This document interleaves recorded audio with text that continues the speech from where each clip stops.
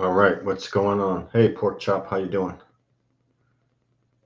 What do we got about, okay, the closing bell just rang. Closing bell just rang. All right, so we got earnings. I'm just watching SPY and Triple Q right now. Kind of had some more selling going into the close. These are this 15-minute chart here. I'll give it a few moments for people to join the stream. But today we got Lazy Boy. That's the one I wanted to cover. Might give us some indication about consumer spending and consumer sentiment, that kind of thing.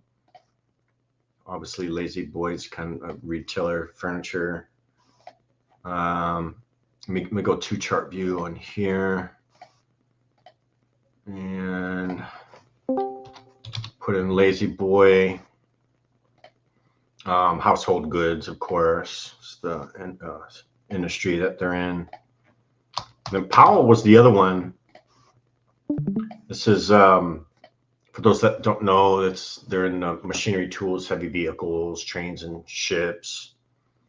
So Powell, $300 stock, starting to get some volatility. Look at that. We'll go back to TradingView real quick. Powell. Okay. It's got Lazy Boy on the left and Powell on the right. Again, back to SPY and Triple Q. They're selling off in the post market right now. Let's just take a quick peek here. Lazy Boy, whoops, pop up. Lazy Boy is supposed to report at 4:15 p.m. Eastern. Their forecast or the expectations for EPS is 0.52. It's for Lazy Boy. The forecast revenue, 517 million. You can see they're trading a bit below their anchored VWAP. Their anchored VWAP just below 35 a share, probably around 34 bucks a share. MACD still printing a kind of a bearish signal there. So 4:15, we'll get Lazy Boy. We got a little bit of time, so we can take a little dive into their income statement, their balance sheet, debt to asset, PE ratio, EPS. Let's check the fundamentals, what kind of condition the company was in going into the earnings. And then, of course, we'll get the earnings data at 4:15, and we'll get the stock reaction, and we'll get their EPS and revenue, any guidance, any commentary from the higher ups. So that's Lazy Boy. Powell, they're also supposed to report at 4:15, so we'll probably get both of these earnings reactions at the same time.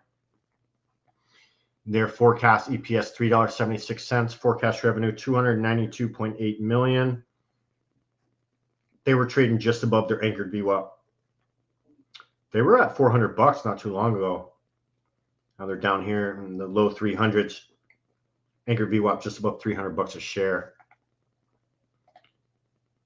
So let's see what kind of condition these companies were in going into the earnings.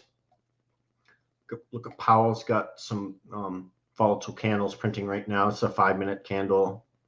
Suppose I go 1 minute. Yeah, it's just kind of trading on low volume, so that probably not even real price action there, to be honest with you. Lazy Boy, go 1 minute. Probably gonna stick to 5-minute on these. The 1 minute charts are, again, this company is trading on low volume, so real spotty price action. I'll leave it on 1 minute for now. So Lazy Boy, look at them first. Take a little deep dive. Just some of the things I look at with these stocks. So trailing 12-month PE ratio on Lazy Boy, 13.58. Trailing 12-month EPS 2.18. They do pay a dividend, just under 3%. Only a 39 million float. And we'll look at some more. We'll look at the income statement and the balance sheet, and then we'll look at some bigger time frame levels of interest. So income statement, let's look at that first. They are a profitable company. They got 5 quarters back to back in a row. They pulled a profit. Obviously, positive net income's been down the past few quarters. but they still pull a profit, but that did affect their year-over-year numbers. Balance sheet, let's look at the debt to asset, only 46%, so they got a lot more assets than they have debt, so that's good. And let's look at the line item here. Cash and equivalents as of July 26th of this year, they had 321 million. Looks like their cash and equivalents remains relatively stable quarter after quarter, little fluctuations here and there. But they're a profitable company and they got cash and equivalents, so they got a lot of runway on them. Let's go back here. So Lazy Boy, let me go to TradingView. I want to go to Lazy Boy. Let's look at the daily chart first. Just kind of zoom out a little bit. Maybe pull this over so we can get a better view. So let me also put the volume profile on this thing. There we go. So I'm going to zoom out a bit, and it kind of looks like there's probably going to be support right underneath where it's trading at now. But I could see this maybe falling to like the mid 20s if it gets a negative reaction right underneath this volume shelf right here. Probably call it like 26 bucks. I'll go ahead and put a horizontal line there just so that the levels on the chart, when I go to switch to the smaller time frames, it'll be there. If they get a positive reaction, well, they've been downtrending for a little bit now. Since May, they've been stuck in this downtrend.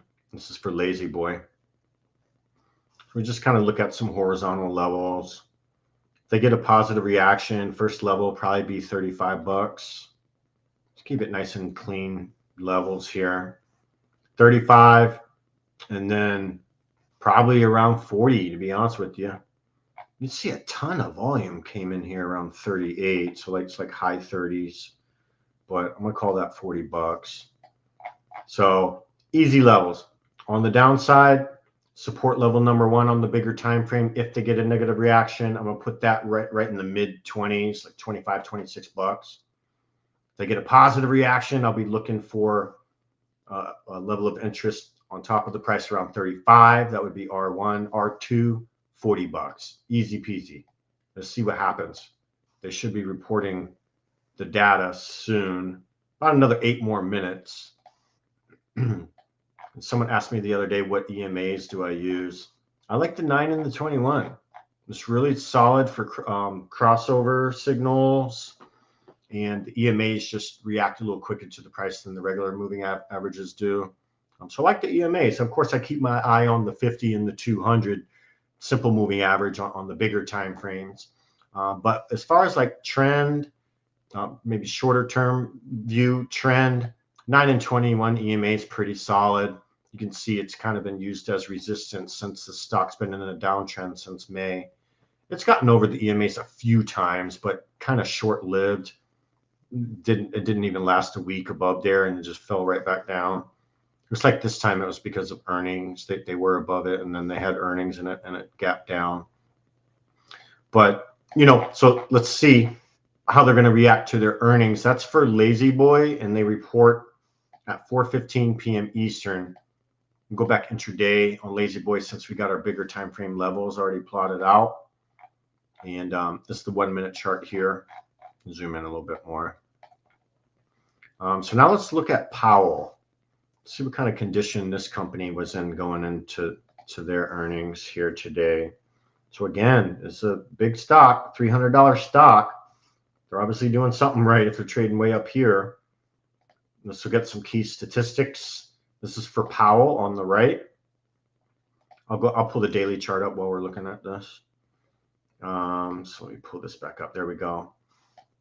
So trailing 12-month PE 22. We can always compare the PE ratios to their peers and competitors to see kind of where they fall on the PE range within that industry. Maybe determine if they're undervalued or overvalued, stuff like that, just by using the PE ratio. But We can look at that later. But positive PE, EPS 14.4, nice and positive there. They do pay a tiny dividend. Small float, only 9.4 million float. Very small float. So it doesn't really take a lot of volume to move this stock. And this is Powell, POWL, Powell Industries.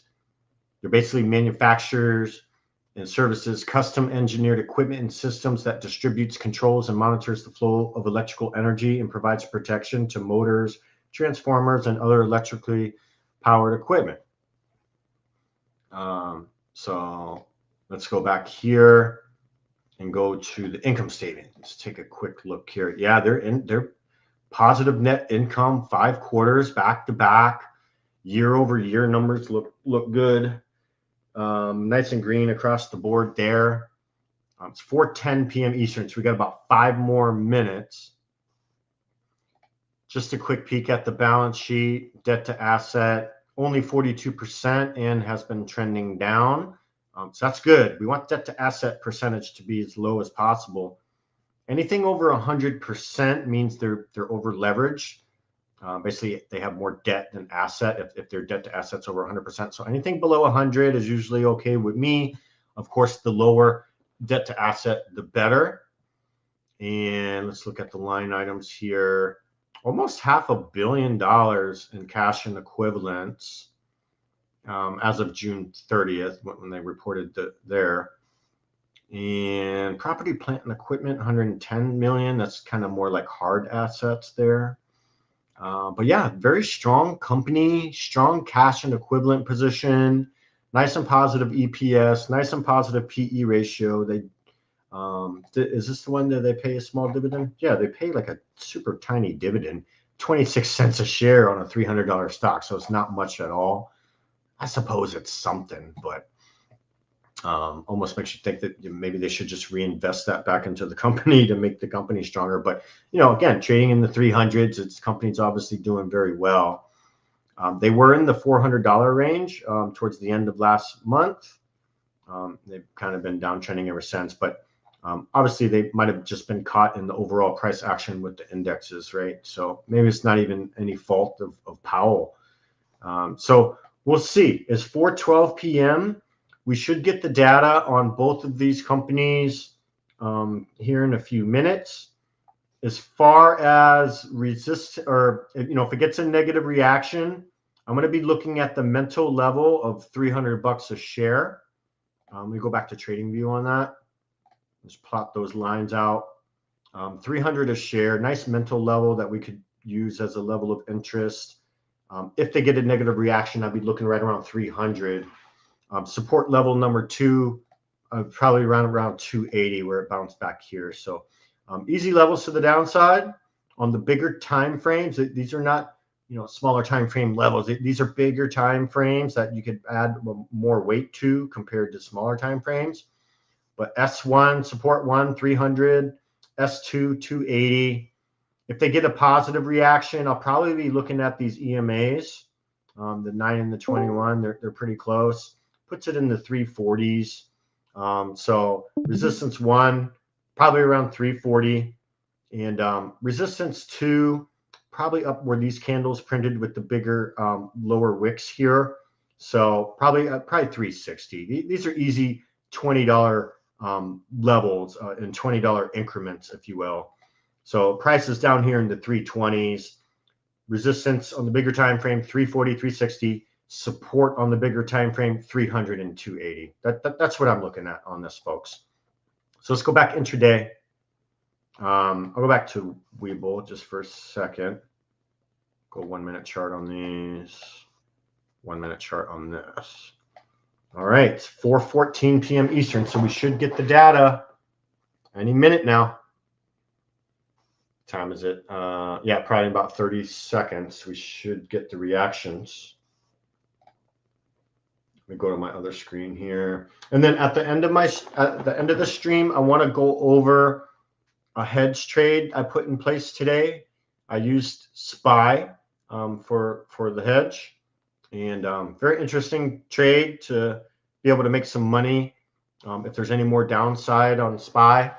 And I'm definitely going to go over that at the end of the stream because, now's the time. We should have been talking about hedges, which I talk about hedges all the time in the Discord. But, if you don't know how to, different ways to put hedge trades in to protect long positions, I'm going to show you one of the ways to do it at the end of the stream.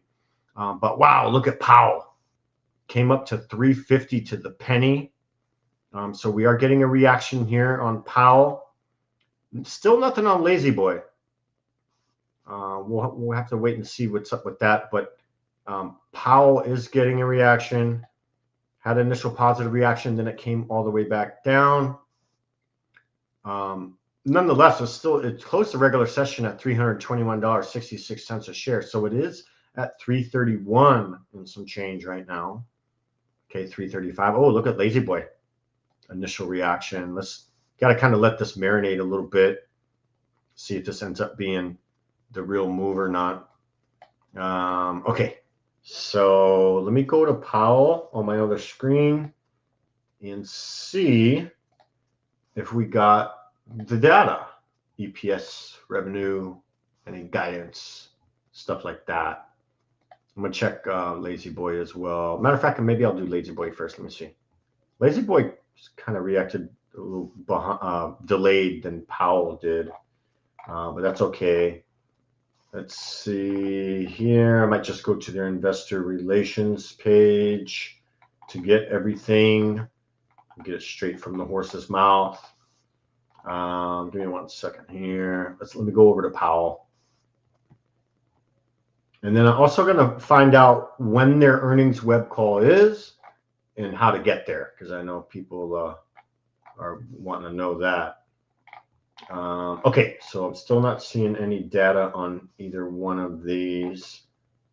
However, I'm going to go ahead and go to their investor relations page. I'm going to go Lazy Boy first and just see what their data came in at. LZB investor relations. There we go. And okay, I'm going to go to press releases.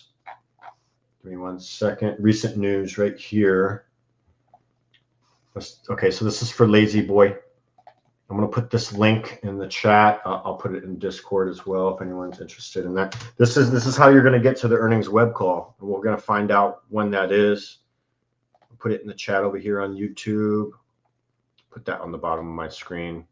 So that's the investor relations page for Lazy Boy. And here's the press release right here, November 18th.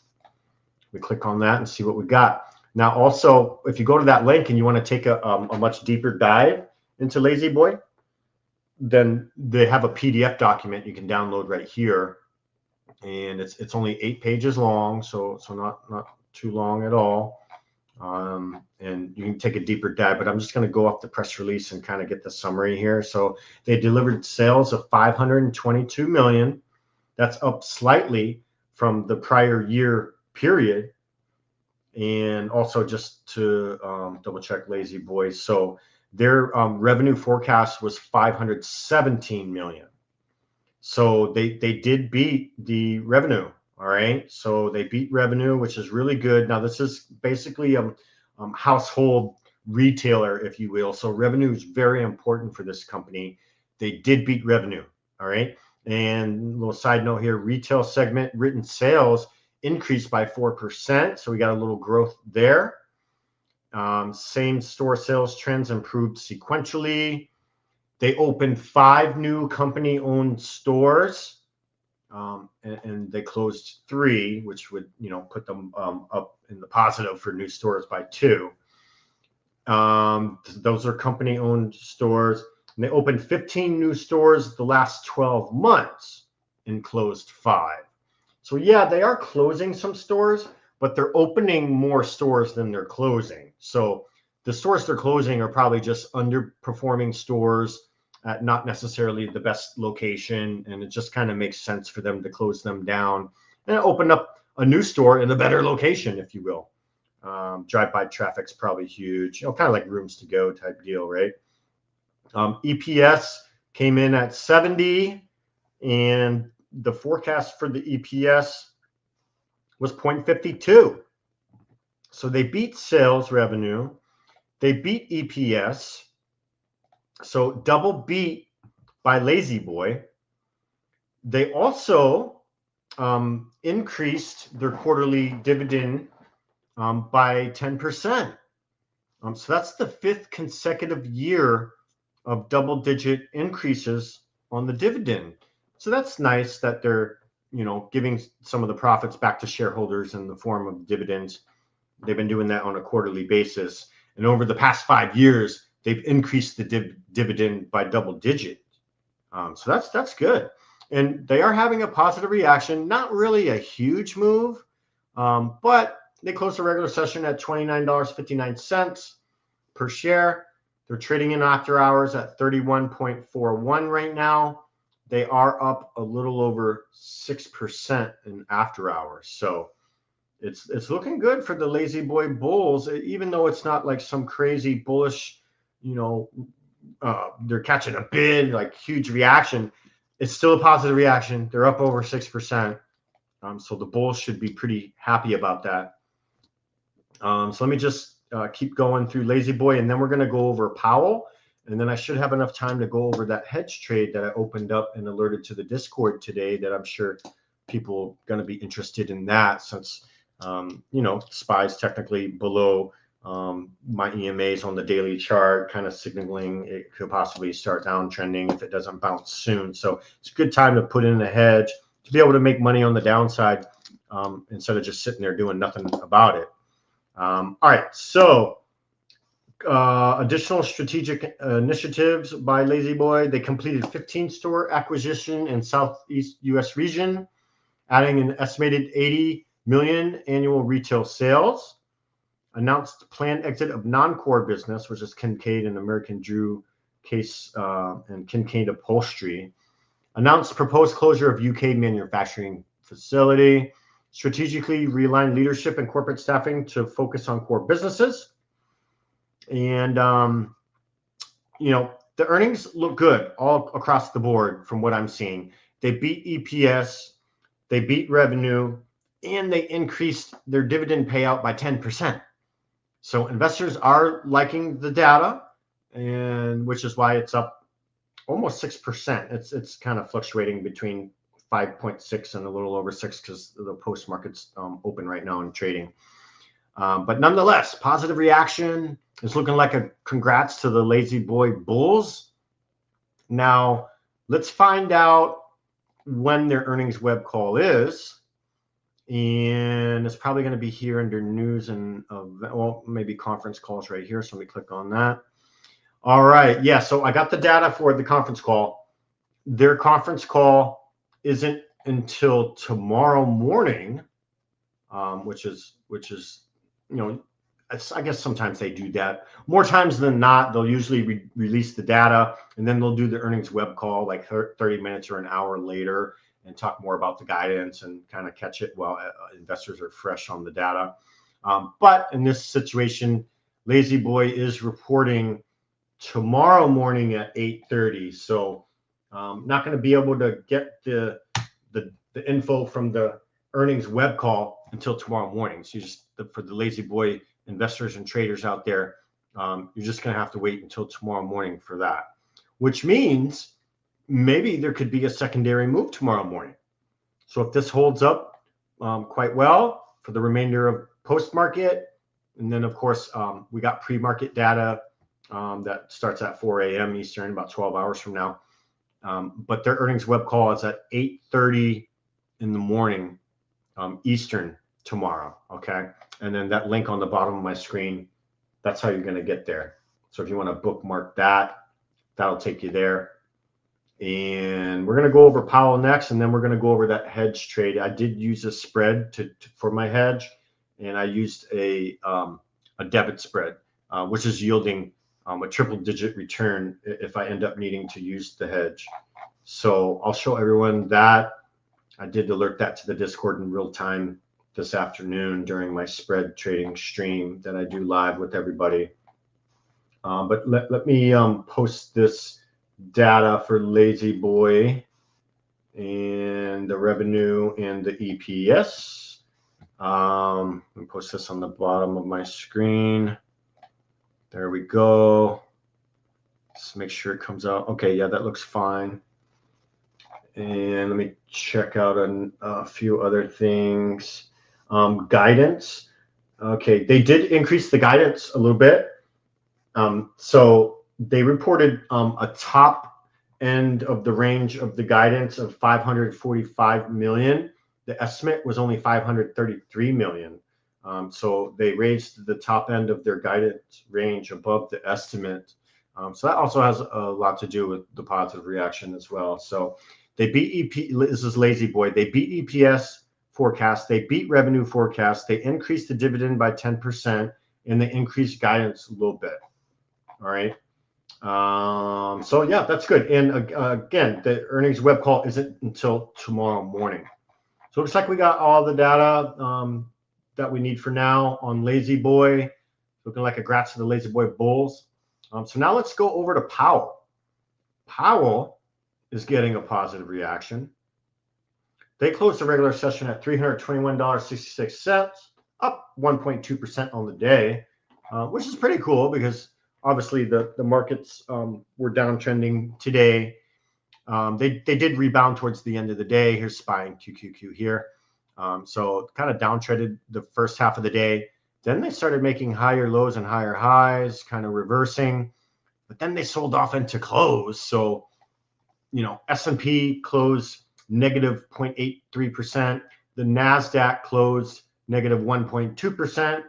And the Dow closed 1%. There are some analysts saying that they predict that the indexes will rally to close out the year. And they're calling the month of November the November shakeout is what they're calling it. So, you know, again, that's from analysts and predictions. So who knows if that's true or not. But anyways, back to Powell. It's got a positive reaction. It's already cleared that 340 level we were looking at on the daily, and trading just below the next level up, which is around 360. So trading at in after hours, it did hit a high. Let me just zoom in a little bit. It did hit a high of 356 and some change, but now it's back down here at 340 where my first level was. So these levels really do come into play. And these levels were pulled from the bigger time frames, of course. So let's look at Powell. I'm going to put the link for Lazy Boy's earnings web call back up. And while I go over Powell, and not to be confused with Jerome Powell, but the company's name is Powell Industries. Let's take a look at their earnings results. And then, yeah, I should have just enough time to go over that hedge spread trade that I alerted in the Discord earlier. Okay, so Powell has a double beat. This data is from the earnings time. Appreciate you posting that there. They did have a positive net income of 51 million, record EPS and strong gross margin driven by solid execution and continued strength in electric utility and light rail markets. So double beat by Powell. Let me post this in the comments, and I'll post it in the Discord as well. This is for Powell. Okay, there we go. So double beat on Powell. And did I post that in here yet? Yes, I did. Boom. All right, so 2 green check marks on Powell. And again, their forecast EPS was $3.76. They just reported 4.22. So solid beat on EPS. Revenue forecast was 292 million. And they just reported 298 million. So double beat on Powell. Looking good for the Powell Bulls so far. And let's find out, and of course we mentioned their positive net income of 51 million. Also a little bit of growth numbers for Powell. 8.33% year over year growth on the revenue. So that's good. EPS, solid growth on the EPS as well. And that's year over year. So let's find out when Powell's earnings web call is. So this was a nice earnings stream. Both stocks, positive reaction. I like it. So we pull up Powell's investor relations page. We'll find out when their earnings web call is. Here we go. right, I'm going to keep Powell on the right here. Yeah, let me just move this out a little bit. All right, latest financial results right here, right on the home page. And I got this question the other day. Someone was like, how are they reporting Q4 earnings if Q4 is not over yet? Again, easy explanation.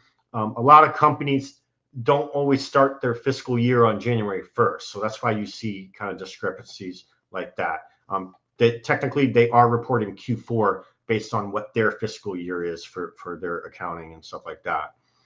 So if you want to dive deeper into Powell's earnings, let me post this link for everybody.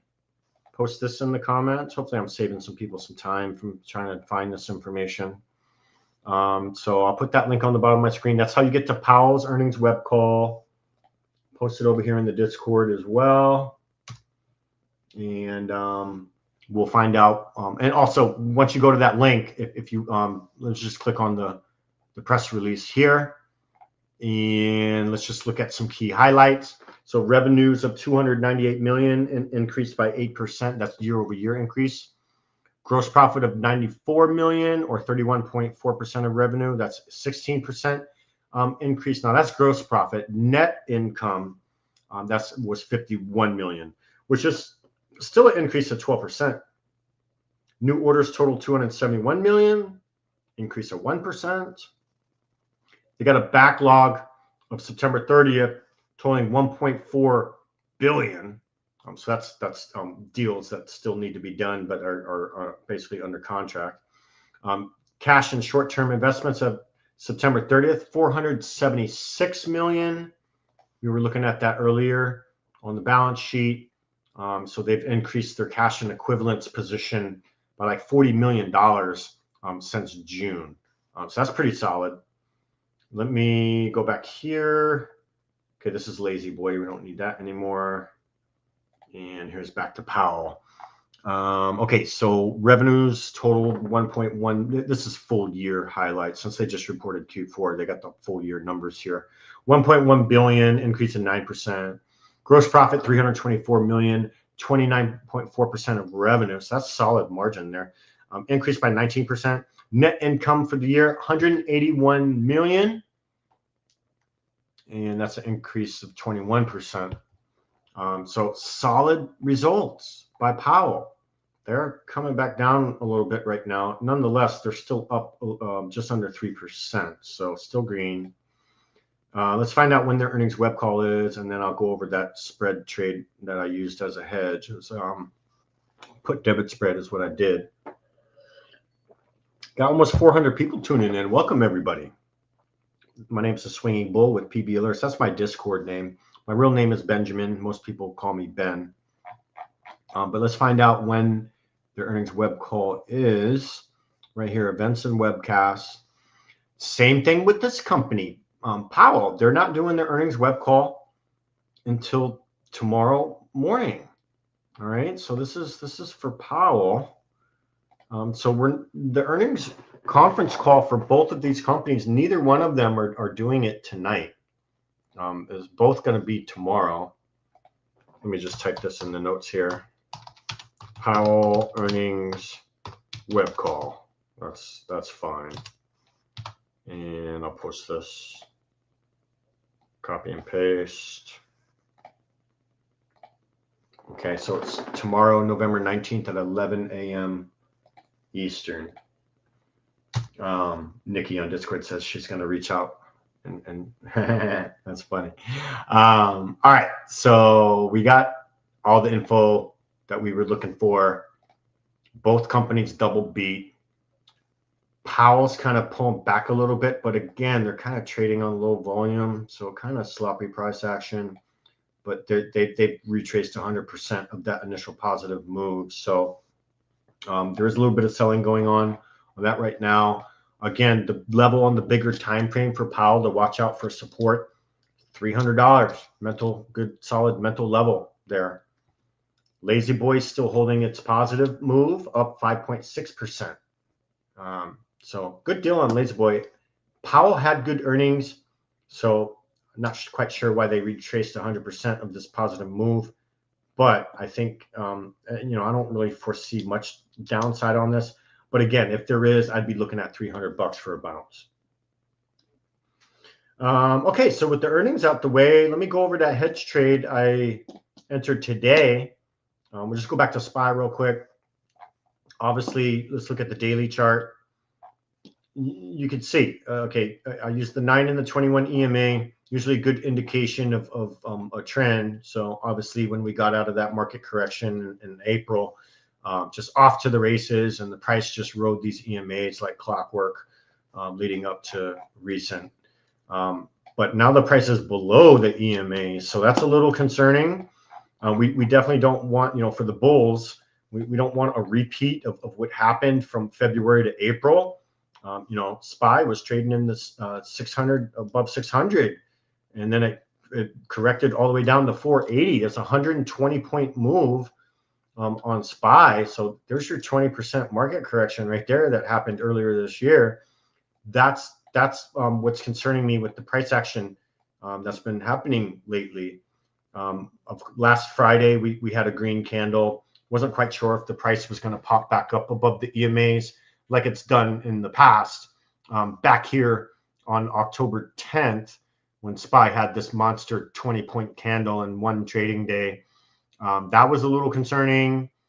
I wonder how many people loaded into puts at the end of that candle.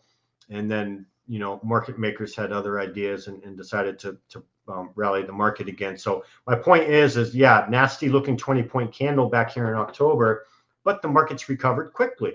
That's kind of what the bulls look for whenever, you know, price looks like it's starting to reverse.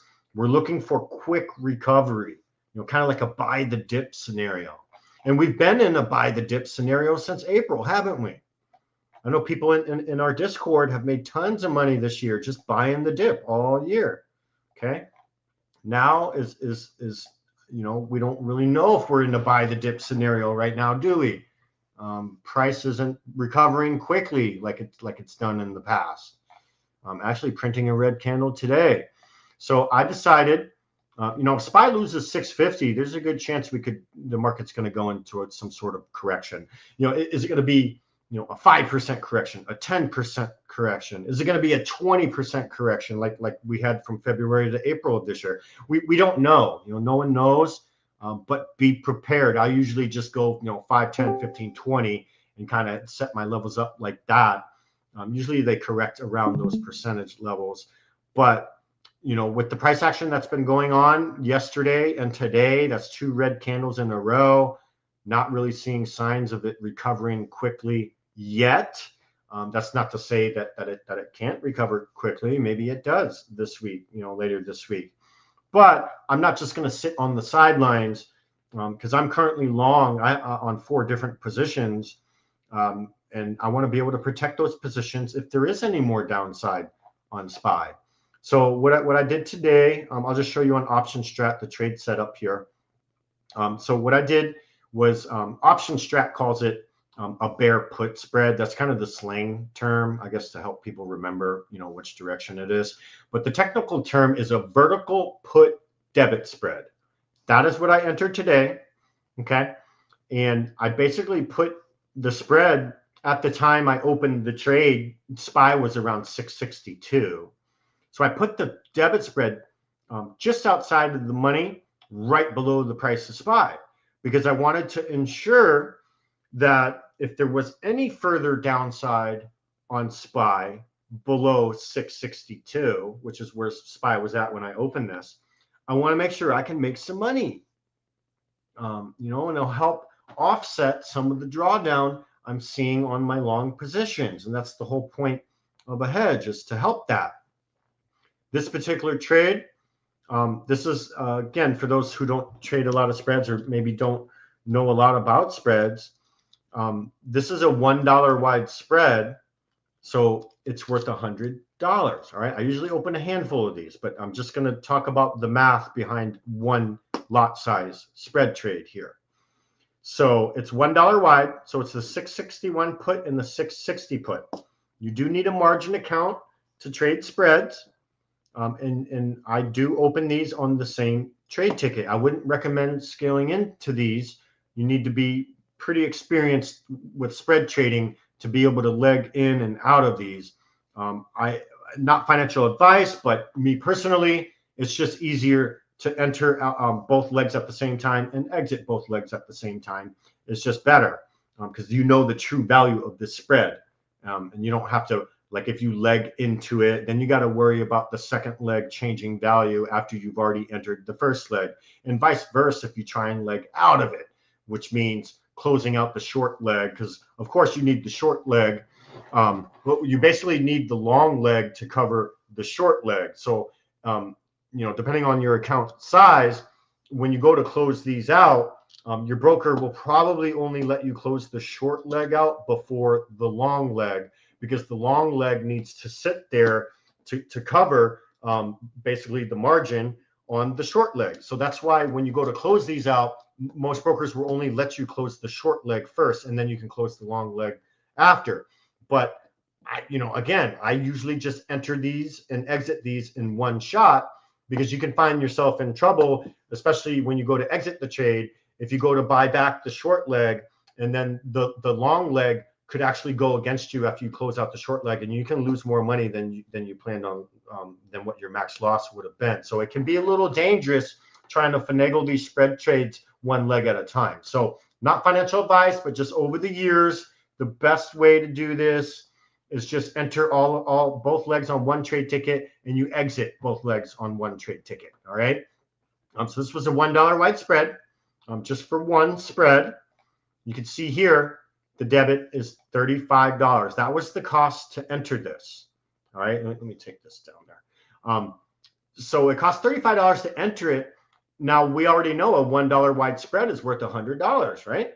So that tells you right there, you should be able to figure out what your max gain is. Option Strat figures it out for us. But if it costs $35 to enter, that means your max gain is only $65. Now, also understand, if you get a max gain on this, not only do you get your $65 max profit, but you also get your $35 back, your initial $35. You do get that back. And then on top of that, you get $65 profit. So if you're making $65 profit on one spread, and you only paid $35 to enter, and the trade works out, you get your $35 back plus the $65 profit. That pays 185% potential return on the capital you used. So this would be a solid hedge trade in my book. It doesn't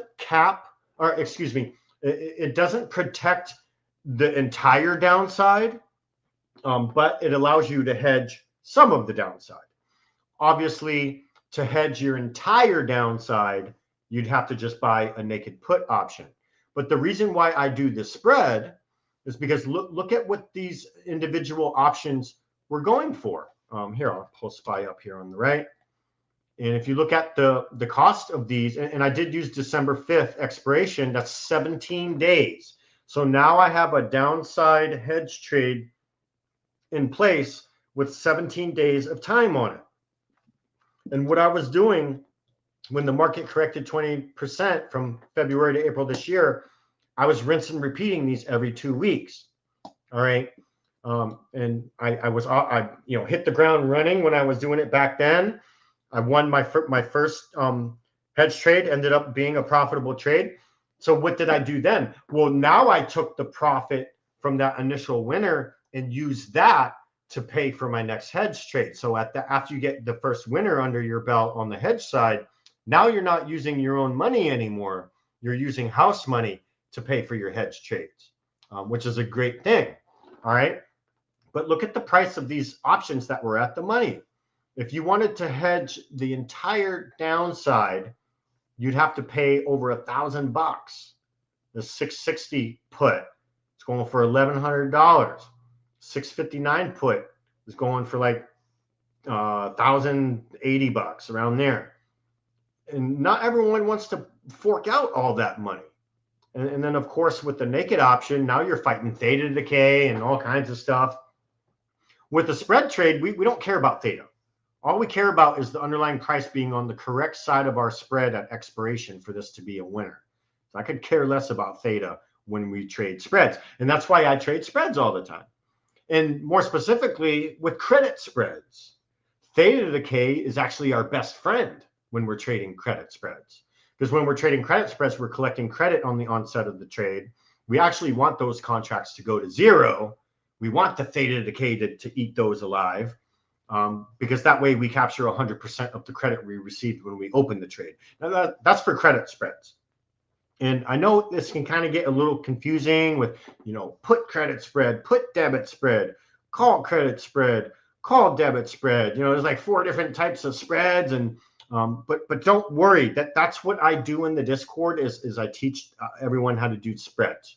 Okay, so I am the options coach over there in the Discord. I've been with the Discord for a little over 4 years now.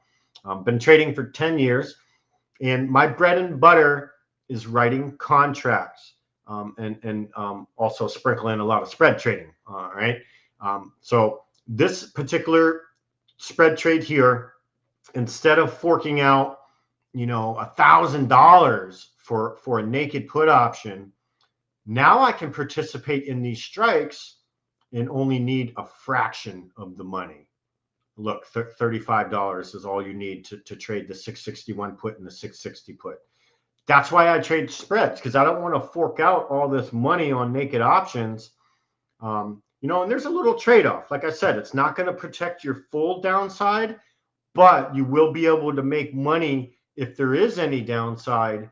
And the way around the profit being capped is you just rinse and repeat this every 2 weeks is usually what I do, every 2-3 weeks.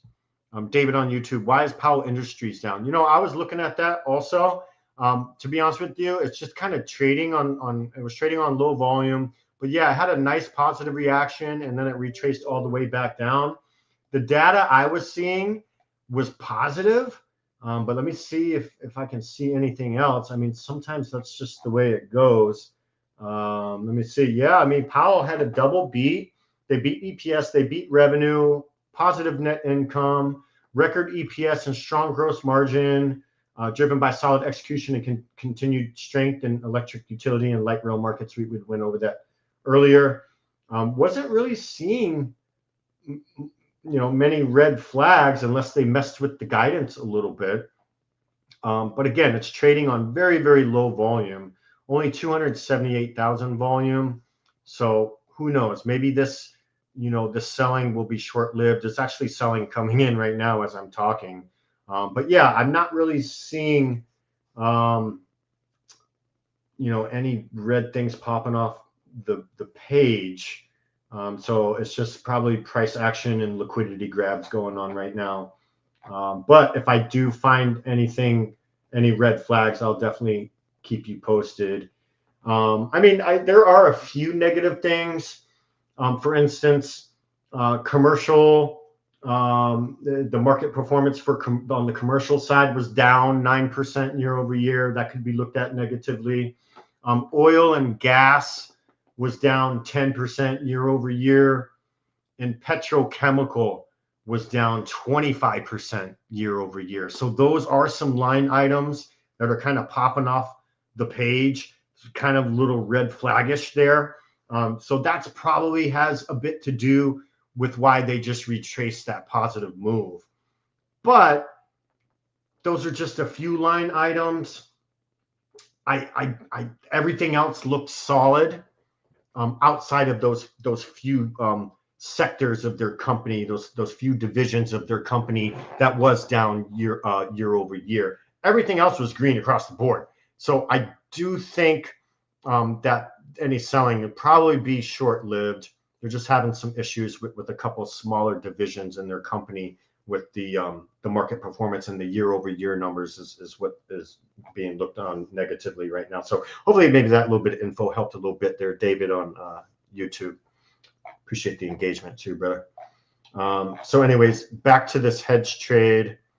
Like I say, this one yields a triple-digit return. My hedge trades, I definitely my target on these is a triple-digit, because what's a hedge trade? You're basically buying insurance in case something happens. That's really all it is. And just to kind of pull numbers out of the air and give you an example of how what my allocation would look like on these hedge trades. Let's say, for example, I have a handful of long positions and I'm expecting to make like $1,000 profit on those eventually. How I would set up the hedge trade is I would only put in maybe $200-300 into that hedge trade. That's how you kind of make it work, because what you're doing is basically sacrificing a little bit of the potential future profit to buy insurance. And with the hedge trade, you know, if you shouldn't be upset if they go to zero, because again, you're buying insurance. It's like car insurance. You know, you pay a premium every month. If you don't get into any accidents, you're not getting a refund or anything like that, right? It's just the cost of having insurance. The what if scenario. So you can sleep at night, right? And that's all this is. I personally entered 4 of these, right? So they cost me $35 each. So I put in $140, you know, so not really you know, kind of a drop in the bucket compared to my portfolio. It's $140, and I just look at it as insurance costs in the what if scenario. So I can sleep at night knowing that if there is any more downside on SPY, instead of sitting on the sidelines and doing nothing, I'm actually going to be making some money. And it helps compensate any of the drawdown that I see on my long positions. You know, so this trade here cost me $140. If I do need to utilize and cash in the insurance because SPY ended up in the 650 or 640 or something, then it only cost me $140 to enter this. My max profit is 65 a spread. I did 4 of them, so I can pull in $260 in profit, plus I'll get my 140 back. All right, so you get reimbursed your initial investment plus the 260. So if I'm pulling in 260 and it only cost me 140 for the hedge, boom, that's 185% solid triple-digit return on the money I used for this hedge. If the hedge goes to zero, I'm not going to cry, because if the hedge goes to zero, that means the market's bottomed out and it's probably reversing, which means all of the most, if not all of the drawdown that I was seeing on my long positions are going to evaporate. And trust me, the drawdown I'm seeing on my long positions is a lot more than $140. Okay, so I think it's relatively a cheap cost to be able to participate in the strikes that are at the money or even in the money, and they still yield a triple-digit return. And then, like I say, if I end up having to cash in this insurance to get my 185% return on it, I'm going to use that profit to pay for another hedge. And I'll just rinse and repeat it every 2 to 3 weeks. That's what I did from February to April when we had that market correction. I just rinse and repeated it every 2-3 weeks, making money on the downside, left and right. And that truly helped keep my portfolio relatively stable during that time. Like I say, instead of sitting on the sidelines and just crying the blues that my long positions are getting hammered, no, let's get off the sidelines and get in the game.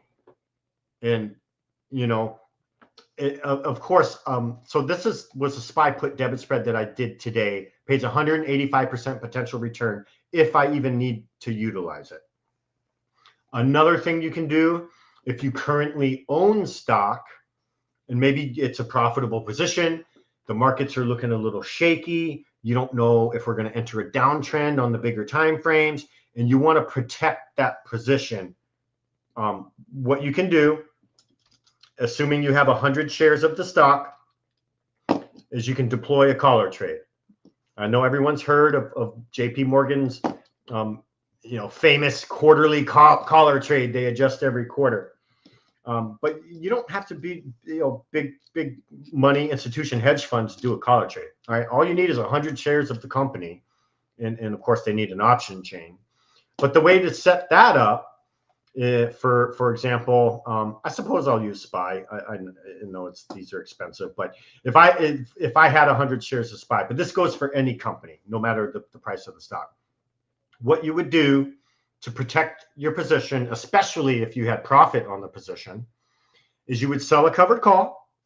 We'll just take this 661 strike, for example, and you would collect, looks like the mid price is around 1,180, so 1,180 bucks. You would collect that as a credit. So you would get paid to sell that covered call. You would collect that. And what you do to form the collar is that you then take the credit you collected on that covered call and use it to buy a naked put. That would be a true 100% downside hedge. Your entire downside would be hedged below the 660 strike. Okay, and you don't got to worry about break evens with the naked put because you didn't personally pay for it. You collected credit and used that credit to pay for it. So technically it didn't come out of your pocket from pre-existing money you had. That's a way to put a free hedge in place that doesn't cost you anything. You'd even have a little bit of premium left over on the covered call to where you would make a little bit of profit on the covered call. But what you just did there by structuring that collar trade is you just capped your downside. So any downside below 660, you would not participate in through the simple fact of the intrinsic value of the strike price of your naked put. That's a collar trade. It's more for conservative traders when the sole purpose is to protect the downside, 100% of the downside. And then, this one is December 5th, so 17 days. So, if the market did sell off, then what you would do come expiration is you would just let your covered call expire. So you'd realize 100% of that credit, and then you would cash in your 660 put for the value that it would hold, which if it goes below, like, let's say it goes from 660 to 650 or 640, you have a ton of profit on that 660 naked put. And at expiration, you would just totally cash that in, basically cashing in your insurance. And then you go out another 2 weeks and put another collar in. It's as easy as that, really. So anyways, I hope that helped some of the viewers. We got over 400 people tuning in right now. I just thought it was a good time to go over these different ways to hedge. It's not a one size fits all. There's a lot of different ways to hedge your positions. And this is the kind of stuff that I've been doing. I've been trading for about 10 years now. I've been with the Discord for 4 years, but I'm the options coach. Again, my bread and butter is writing contracts. So, I love to collect credit on the onset of the trade. I love to be the seller on the opening transaction, if you will. That's been my bread and butter over the years. By far the most consistent and profitable strategy out of anything. Even naked options. I know you see people on socials making bank on naked options, but it only takes one bad naked option trade and you could, if you over allocated on that, you could throw away 10 winning trades doing that, easily. But I prefer to be on the contract writing side. I prefer to be the seller on the opening transaction. And, we're basically like a little mini market maker because we're creating and writing contracts, providing liquidity to the options chain. So we're like little mini market makers. It's a lot of fun, to be honest with you. So anyways, that's what I do in the Discord. That's what I coach in the Discord. Lots of spread trades, lots of contract writing. If you've ever been interested in that kind of way of trading, I'm definitely the coach. You can join the Discord, tag me in the chat. I'll come by and say hello. I think I have over 100 people in my coaching group right now. And we've been making money all year. Again, full transparency, we are seeing a little bit of drawdown right now. But what are we doing? We're writing covered call contracts. We're actually getting paid while we're waiting for shares to appreciate back up. We're also doing spread trades like the one I just showed you to be able to participate in the downside instead of just sitting there doing nothing. So I like to be proactive and reactive. So that's the kind of trading I do in the Discord. A little bit more on the advanced options trading front. But that's what I do. And I love teaching it to people. I just feel like there's not enough people that know these advanced ways of trading. These are some of the ways of trading that big money is using, that institutions are using, that hedge funds are using. You know, collar trades and writing contracts and spreads, and you know, I do diagonal calendar spreads as well. I do all kinds of fun and creative things with options. And this is how big money trades, you know. And I just feel like more retail needs to know how to trade like this. And there's skills and tools that you can have for the rest of your life, you know. So anyways, I hope everyone enjoyed this stream. I do these streams every Tuesday, Wednesday, Thursday. Tomorrow is the big day. All eyes on the video. Okay, they report after the close tomorrow, and they are going to move the market. I mean, so what are they, 8% weight of the S&P? They're going to move the markets. All right. So if they have a positive reaction, you know, maybe SPY and Triple Q can get out of this little funk that they've been in. Here, let me go TradingView. Go back here to SPY. You know, maybe they can get out of this little daily chart funk that they've been in if we get a positive reaction from NVIDIA. If NVIDIA has a negative reaction and it goes on for a day or two or a few days, be prepared for a possible market correction. Is it going to be 5%? Is it going to be 10%? Is it going to be 15%? We don't know. That's why I'm going to start trading these put debit spreads.